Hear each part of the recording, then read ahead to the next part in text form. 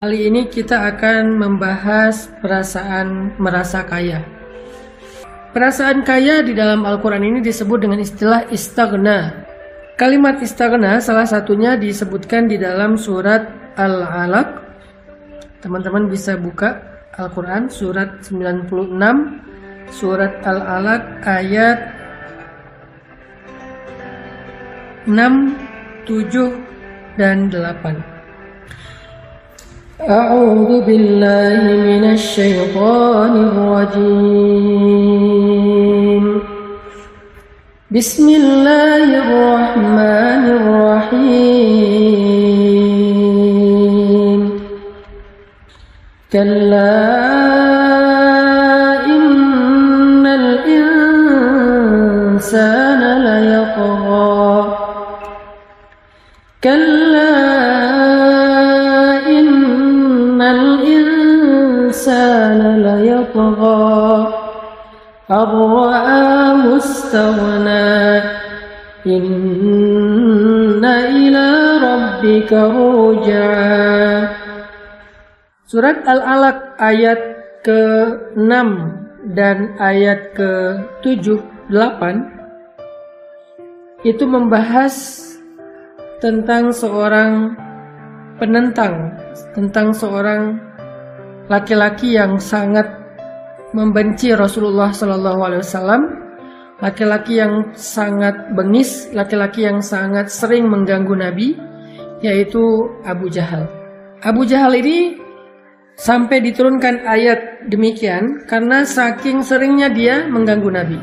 Nah, surat Al-Alaq juga termasuk salah satu surat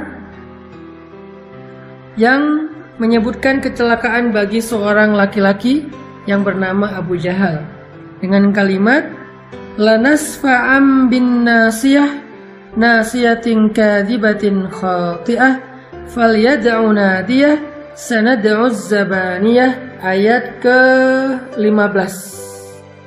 Nah, ini termasuk surat yang cukup keras berbicara tentang seorang laki-laki yang durhaka yang bernama Abu Jahal. Kenapa Allah sampai marah banget kepada Abu Jahal? Di dalam surat Al-Alaq sampai mengatakan lanasfa'am bin nasiyah nasiyatin kadzibatin khati'ah falyad'u nadiyah sanad'u zabaniyah. Keras banget nih ayat. Karena Abu Jahal itu adalah orang yang sangat-sangat istaghna, sombong. Dia punya alasan sendiri kenapa dia sombong. Pertama, sebelum Allah memanggilnya Abu Jahal, orang-orang Mekah memanggilnya Abu Hakam. Arti Abu Hakam itu orang yang banyak ilmu, orang yang nasihatnya didengar, orang yang panggilannya, seruannya diikuti, orang yang keberadaannya ditunggu, orang yang marahnya dihindari, orang yang hartanya dibutuhkan, orang yang jabatannya paling tinggi. Pokoknya Abu Jahal ini orang yang sangat eksis. Ilmunya banyak, wawasannya luas, hartanya berlimpah, posisinya di tengah-tengah masyarakat penting, tokoh, pintar ngomong, public speakingnya luar biasa, semua orang hormat sama dia, sehingga dia ngerasa lupa diri, sehingga dia ngerasa besar kepala. Makanya ketika sahabatnya Abu Jahal, Akhnas bertanya kepada Abu Jahal, "Ya Abu Hakam, apa pendapatmu tentang Al-Quran?" Ini pertanyaan Akhnas kepada Abu Jahal. Apa pendapatmu tentang Al-Quran yang kita dengar dari mulutnya Muhammad? Kata Abu Jahal, menurutku itu bukanlah syair. Menurutku itu bukanlah sihir, bukanlah mantra. Menurutku itu bukanlah dongeng-dongeng orang terdahulu. Menurutku dia sesuatu yang istimewa. Menurutku apa yang kita dengar dari Muhammad itu sesuatu yang luar biasa, sesuatu yang istimewa, sesuatu yang gak ada dan gak mungkin datang dari bumi, pasti dari dunia yang lain. Dia gak bisa menjelaskan dari Allah karena dia gak beriman. Dia hanya mengatakan itu istimewa dan dia nggak mungkin berasal dari bumi, pasti dari dunia yang lain. Kata Abu Jahal. Akhnas takjub karena dia percaya sama keilmuan Abu Jahal. Dia percaya dengan omongan Abu Jahal yang memang punya wawasan yang sangat luas. Sehingga kalau kata Abu Jahal itu bukan kata-kata manusia, itu nggak mungkin diucapkan oleh manusia, maka pasti itu sesuatu yang luar biasa. Sehingga Akhnas bertanya kepada Abu Jahal, "Wahai Abu Al-Hakam, kalau menurutmu itu adalah kalimat yang baik, kalimat yang istimewa, lalu kenapa kita tidak ikut saja kepada Muhammad? Kenapa kita nggak ikut seruan Muhammad? Kenapa kita nggak masuk Islam?" Abu Jahal memerah wajahnya. Kemudian dia mengatakan, "Wahai Akhnas, apakah engkau ingin mengikuti Muhammad, kemudian engkau menjadi orang yang berada di belakangnya? Kemudian kabilahmu akan berada di belakang kabilahnya? Kemudian engkau tidak lagi menjadi tokoh, engkau akan ditinggalkan oleh pengikutmu?" Enggak, wahai Akhnas, enggak akan terjadi. Jadi alasan Abu Jahal enggak mau ngikut Rasulullah bukan karena enggak percaya, bukan karena enggak ngerti bahwa Al-Quran itu baik, tapi karena dia enggak rela menanggalkan posisinya. Karena dia enggak rela menjadi pengikut, karena biasanya dia diikuti. Karena dia nggak rela kaumnya, kabilahnya menjadi kabilah yang berada di belakang kabilahnya Rasulullah, yaitu Bani Hashim atau Bani Abdul Manaf. Ini adalah kesombongan. Ini adalah istighna, merasa lebih. Itu alasan kenapa Abu Jahal nggak mau beriman. Padahal dia tahu betul Muhammad itu benar, Muhammad itu jujur, tahu betul Al-Quran itu bukan kalimat dari manusia. Kesombongan. Karena kesombongan itulah dia memusuhi Rasulullah Shallallahu Alaihi Wasallam. Karena kesombongan itulah dia menentang dakwah Nabi Shallallahu Alaihi Wasallam. Istaghna. Makanya Allah berfirman, "Kalla innal insana la yatgha ar-ra'ahu istaghna." Sungguh manusia itu melampaui batas, artinya durhaka, menentang kebenaran ketika dia merasa dirinya lebih, merasa dirinya serba cukup, merasa dirinya hebat. Allah marah kepada Abu Jahal. Kenapa Allah marah kepada Abu Jahal? Karena masyair, perasaannya yang salah. Bukan karena perilakunya dulu, perilaku belakangan. Nomor satunya karena perasaannya. Apa perasaan yang dirasakan oleh Abu Jahal?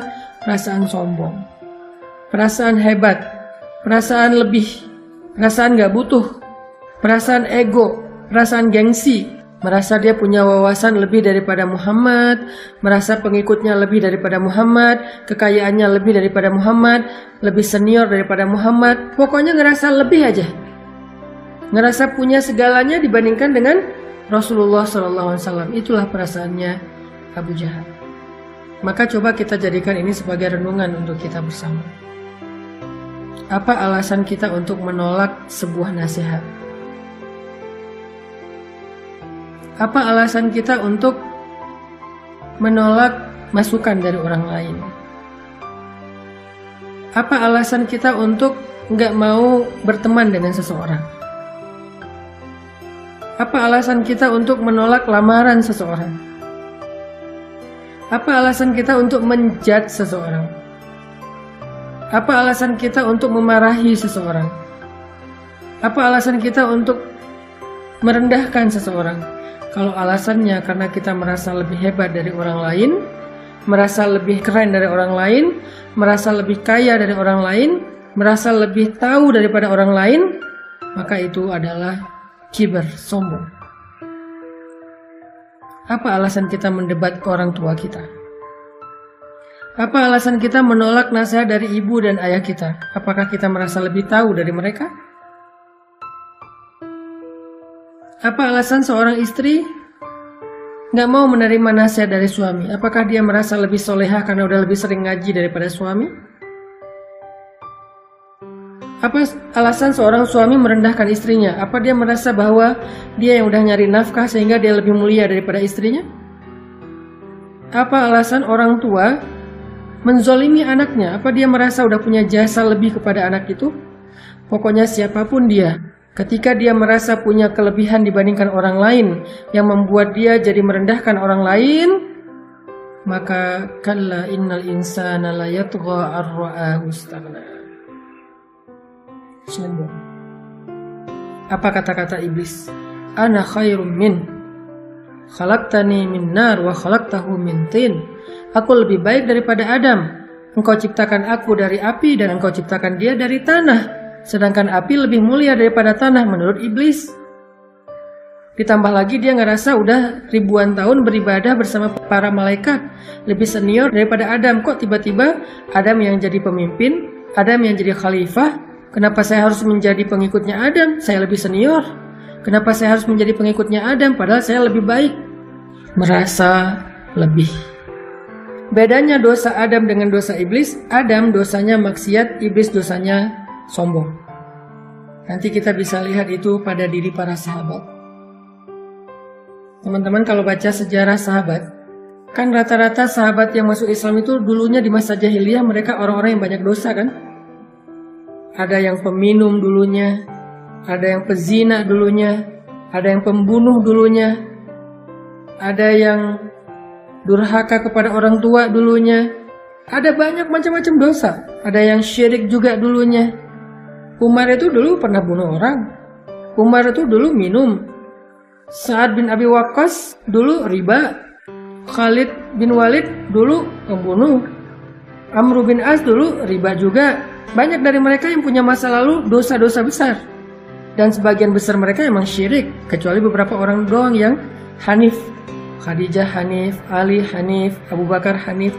Tapi yang lain-lain pernah syirik, pernah menyembah berhala, pernah datang ke dukun, pernah membunuh bayi, perempuan, pernah menyiksa budak, pernah minum, dan seterusnya.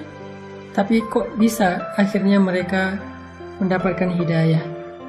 Karena hati mereka baik, karena hati mereka bersih dari sombong. Sehingga ketika mereka mengetahui kebenaran, gak ada yang menghalangi mereka untuk masuk Islam. Sedangkan Abu Jahal, sedangkan Walid al-Mughirah, sedangkan Umayyah bin Khalaf, sedangkan Abu Lahab, tokoh-tokoh ini kenapa nggak masuk Islam?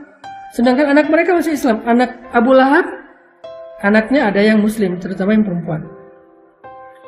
Abu Jahal, anaknya mujahid, pembela Nabi dan syahid insya Allah, namanya Ikrimah. Walid, anaknya Khalid. Umar bin Khattab, bapaknya juga kufur, anaknya menjadi seperti Umar, hebat, pembela Nabi. Kenapa anak-anaknya pada masuk Islam, dapat hidayah, sementara ayah mereka mati dalam keadaan kufur? Kenapa? Karena dosa-dosa Umar dan teman-temannya ini bukan sombong. Dosa-dosa mereka lakukan karena mereka nggak paham. Setelah mereka tahu kebenaran, maka nggak ada penghalang mereka untuk masuk Islam dan memeluk kebenaran itu.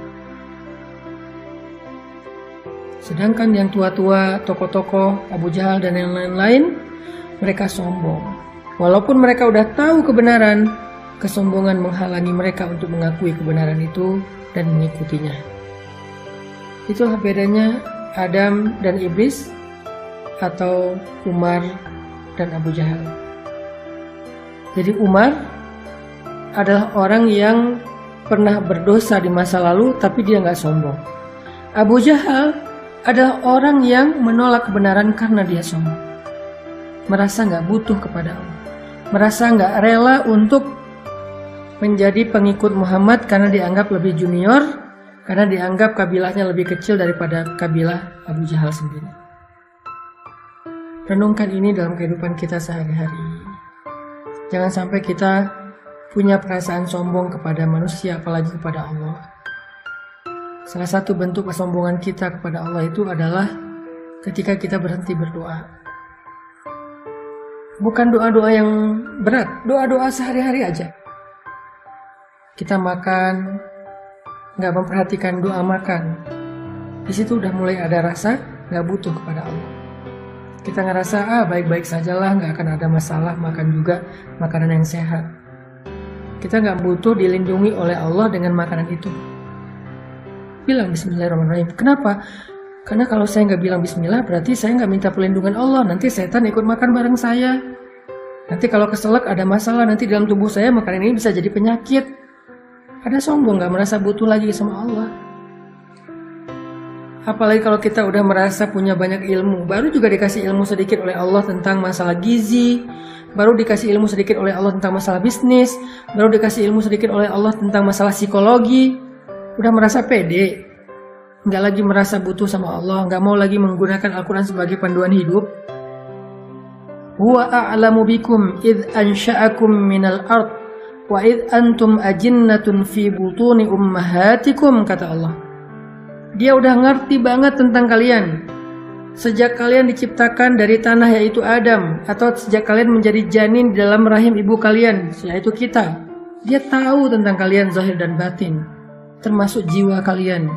Sehingga kalau ada yang bertanya kepada kita tentang penyakit jiwa, penyakit mental, harusnya dia kembalikan kepada Allah, yaitu Al-Quran. Innal insan khuliqa halu'a, idza massahu syarr jazu'a, wa idza massahu khair manu'a. Manusia itu diciptakan dalam keadaan labil, keluh kesah, bipolar. Kalau lagi manik, wah senang banget. Tapi kalau lagi down, keluh kesahnya sampai mau bunuh diri, kata Allah. Terus solusinya apa? Nah, giliran solusi, kadang kita merasa lebih tahu dari Allah, sehingga ketika diingatkan dengan ayat-ayat Allah, dengan frame agama, dengan konten-konten agama, kita merasa sombong untuk menerimanya, merasa kita lebih tahu daripada nasihat-nasihat ulama. Enggak, Allah sendiri yang bilang solusi dari bipolar, solusi dari skizofrenia, solusi dari penyakit mental amradul qulub adalah zikir. Ala bi zikrillah tatmainnul qulub. Bukankah dengan mengingat Allah hati menjadi tenang? Udah zikir Ustaz? Belum. Ada orang yang merasa punya ilmu sains sedikit, penjelasan ilmiah tentang kejadian-kejadian semesta.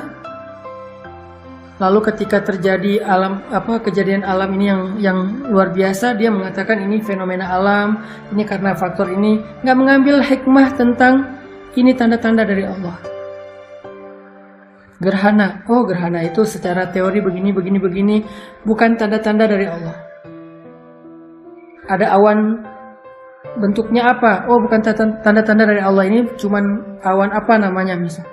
Laut begini, gunung begitu, bumi begini, tanah begitu, dan seterusnya. Bagus, semua penjelasan ilmiah itu penting, tetapi nggak boleh putus di situ aja. Harus dinaikin lagi satu tingkatan, yaitu tentang belajar iman. Karena kalau ilmu nggak membuat kita lebih yakin kepada Allah, itu namanya wawasan. Saya bukan bilang nggak penting mencari ilmu, penting banget. Sains itu bagus, penting. Tapi harus ada kesimpulan iman setelah kita mendapatkan penjelasan saintis. Nggak boleh kita membedahnya secara scientific, secara ilmiah, tetapi kemudian kesimpulannya ngambang, yaitu fenomena alam. Nggak boleh. Harus dikembalikan kepada Allah. Ada apa nih? Allah maunya apa nih? Apa pesan Allah di balik fenomena alam? Itu yang harus kita temukan. Itu belajar iman. Apa pesan Allah di balik fenomena alam? Apa pesan Allah di balik gerhana? Apa pesan Allah di balik musim dingin, musim panas, musim semi, musim gugur? Apa pesan Allah di balik terbitnya matahari di timur terbenam di barat? Apa pesan Allah di balik malam dan siang? Apa pesan Allah di balik gempa? Apa pesan Allah di balik badai dan seterusnya? Apa pesan Allah?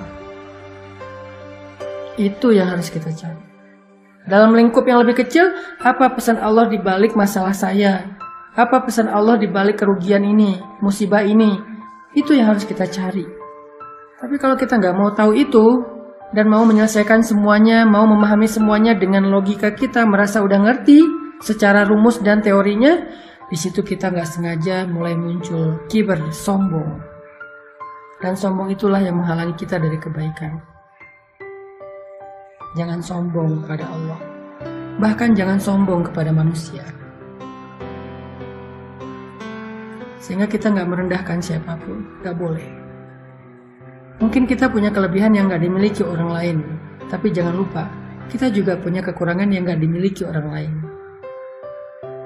Mungkin kita merasa udah punya lebih banyak wawasan agama dibandingkan orang tua kita sejak kita belajar serius. Tapi jangan lupa, bisa jadi ibadah orang tua kita lebih banyak daripada kita yang cuma punya wawasan dan ilmu. Karena dia udah lebih senior dan lebih banyak beribadah daripada kita. Makanya ada nasihat dari ulama, kalau kita melihat orang yang lebih tua dari kita, lihatlah bahwa dia lebih banyak beribadah daripada kita.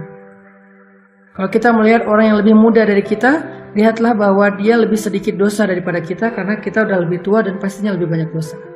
Selalu melihat kelebihan, sehingga gak sempat kita merasa lebih dari orang lain dan menyombongkan diri di hadapan orang lain.